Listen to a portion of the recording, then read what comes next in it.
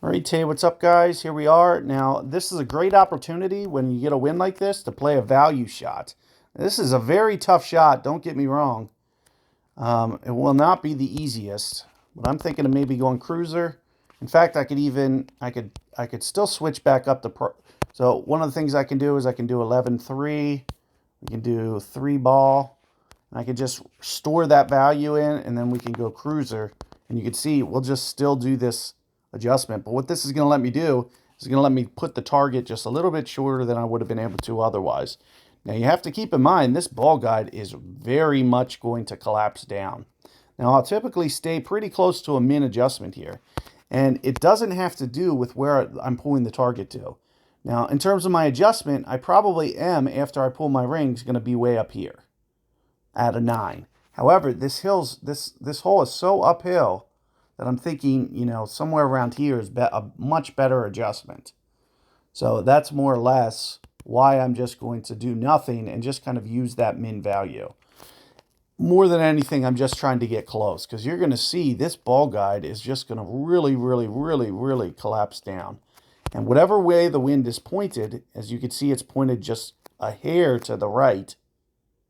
So what we're going to do is we're just going to counter. We changed our spin 1. So we had 1 on to the right, and we took it off because of the wind effect. You're going to see that this ball, the bounces are going to look really weird on this. What's going to actually happen is the ball's going to start coming backwards on the bounces, and it's also going to drift just a little bit to the right. And I'll show you what I mean as soon as I hit. But I'm going to first go, like I said, right around the min adjustment.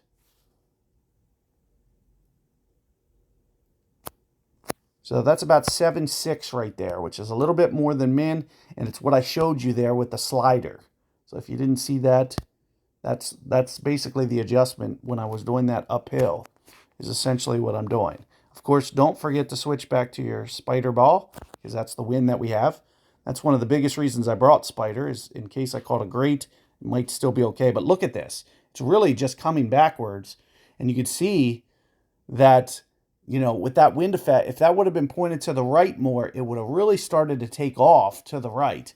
But here you can see we were able to get this wind in there tight and with a value ball. So for Tour Pro, anytime that you can utilize a ball like this and hit better shots than guys, and as you can see, that was a much more suitable wind because it's easier to stop the ball than my first one, which was a tailwind, which we still could have pulled that tailwind shot off. It just comes down to kind of perfectly landing that rough bump.